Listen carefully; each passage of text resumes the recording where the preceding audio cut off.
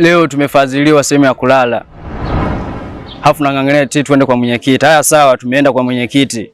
Umeripoti, amekubali. Akakwambia ngoja tufuatilie, atatupa jibu. Sehemu ya kulala kwa leo atakupa?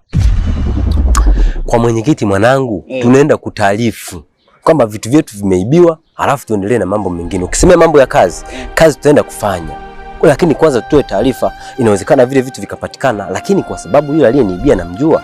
Na naona njia rahisi sana ya kwenda kwa wapi? Kwa mwenyekiti ndio utapata kwa urahisi sana. Wewe cha kufanya, twende tukatafute kazi. Mambo mengine yaendelee. Kazi ya nini? Tutafute kwanza vitu. Mwanangu mimi na uchungu sana na vitu vyangu. Mimi mwanangu siwezi kukata tamaa. Never give up. Haiwezekani, mimi siwezi kukata tamaa. Twende kwa mwenyekiti.